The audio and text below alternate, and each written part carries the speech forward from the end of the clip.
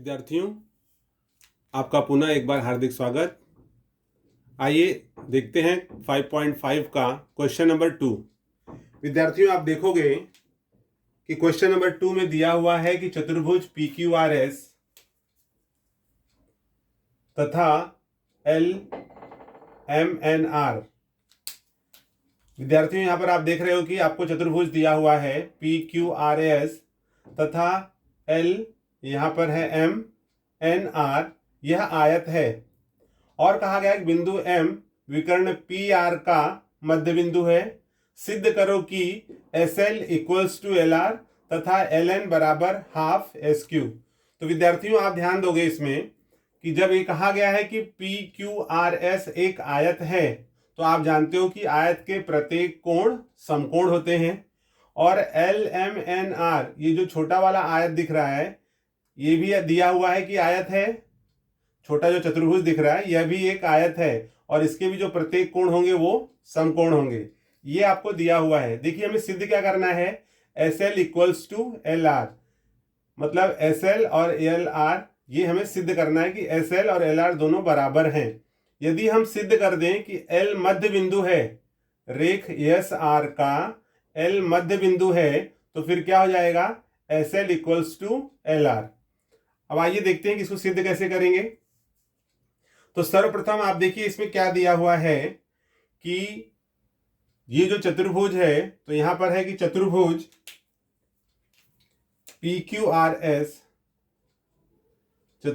PQRS तथा चतुर्भुज LMNR एक आयत है।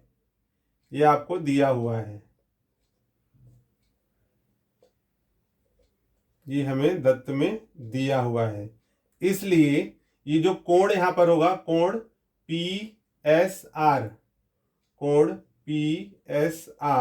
इक्वल्स टू कोण MLR, ये हो गया 90 अंश। 90 कैसे होगा, आयत के कोण, यहां पर हम जानते हैं कि प्रत्येक कोण समकोण होता है, तो इसको हम दिखा देंगे आयत के कोण। ओके, अभी PSR ये 90 है और MLR ये भी 90 है। तो एक ही रेखा पे आप देखो ये दोनों लंब हैं। तो अगर एक ही रेखा पर जो लंब रेखाएं हैं, अगर हम लंब खींचते हैं तो आप देखोगे चूंकि ये दोनों 90 हैं तो PS लंब हो जाएगा SR पर। तो यहां पर हम ये दिखा सकते हैं कि एक ही रेखा पर यदि लंब रेखाएं हैं तो वे रेखाएं समांतर होती हैं। तो यहां पर हो जाएगा, इसलिए रेख, ये जो रेख है यहां पर ML समांतर रेख PS, और यहां जाएगा एक ही रेखा पर लंब रेखाएं। अगर एक ही रेखा पर लंब रेखाएं खींची गई तो वे रेखाएं समांतर होती हैं। तो ये हमें मिल गया, इसको हम दे दें नंबर 1। अब विद्यार्थियों, आप देखोगे त्रिभुज RSP में, ये जो त्रिभुज है ये वाला पार्ट ले लीजिए। इस त्रिभुज में, त्रिभुज RSP में ये आपको दिया हुआ है मध्य बिंदु। तो RSP में दिया हुआ है कि बिंदु M रेख PR का मध्य बिंदु है। इसको शॉर्ट में लिख दे रहा हूं मैं, मध्य बिंदु है, ये आपको दिया हुआ है। और विद्यार्थियों, आप जान रहे हो कि ये दत्त में दिया हुआ है और LM समांतर है PS तथा रेख ML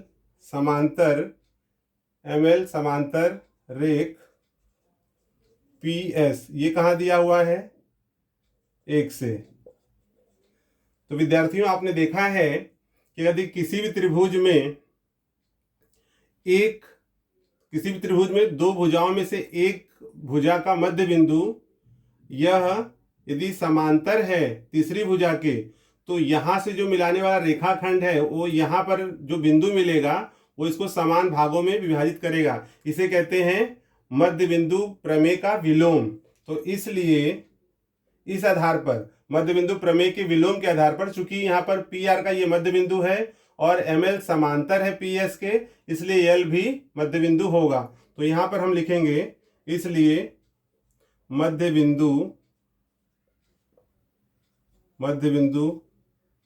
प्रमेय के विलोम द्वारा, मध्य बिंदु प्रमेय के विलोम द्वारा क्या मिलेगा हमें? बिंदु एल रेख एस आर का मध्य बिंदु है।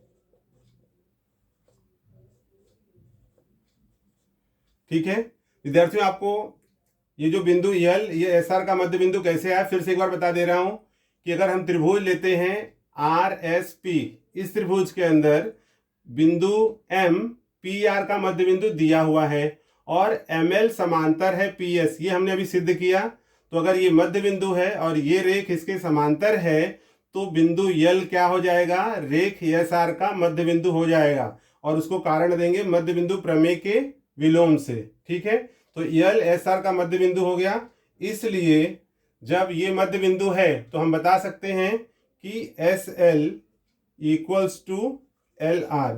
ठीक है, तो ये विद्यार्थियों हमारा जो पहला सिद्ध करना था वो यहाँ पर प्राप्त हो गया है। आई होप यहाँ तक आपको समझ में आया है। चलिए अगला देखते हैं। अब क्या सिद्ध करना है? अब हमें सिद्ध करना है कि एल एन, चूंकि आयत के विकर्ण सर्वांगसम होते हैं, ये हमारा सेकंड पॉइंट जो सिद्ध करना है वो शुरू करेंगे। तो यहाँ पर हम 1 दे देते हैं। ओके, चूंकि आयत के विकर्ण सर्वांगसम होते हैं, आयत के विकर्ण सर्वांगसम होते हैं, इसकी जानकारी हमें है। ठीक है, इस आधार पर यहाँ पर देखिए विकर्ण क्या है, अगर बड़ा वाला हम आयत लेते हैं तो पी आर और एस क्यू है, तो यहाँ हो जाएगा P R equals to S Q. इसको हम देते हैं नंबर, सपोज यहाँ 1 दिया है, इसको देते हैं नंबर 2। तथा अगर हम छोटे वाले आयत में लेते हैं तो यहाँ पे एल एन और एम आर, तो यहाँ हो जाएगा M R equals to L N. ये हो गया हमारा नंबर 3।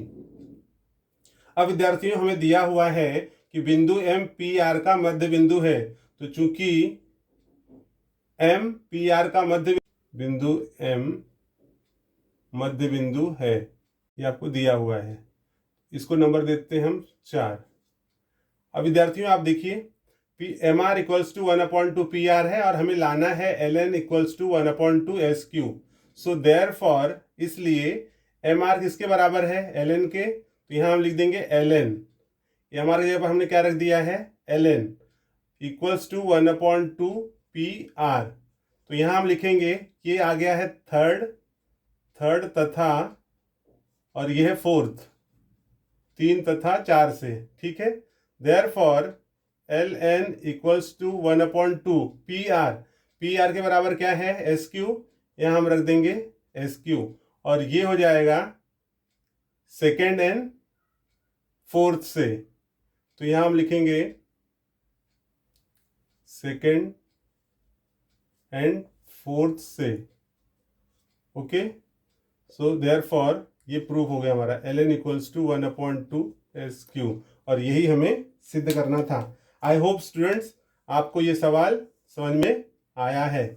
यदि आपको सवाल समझ में आया है तो इसे शेयर करना न भूलें। साथ में यदि आपने अभी तक चैनल को सब्सक्राइब नहीं किया है तो चैनल को सब्सक्राइब कर लें और बेल आइकन जरूर प्रेस करें, जिससे आपको समय समय पर नए सवालों के नोटिफिकेशन प्राप्त होते रहें।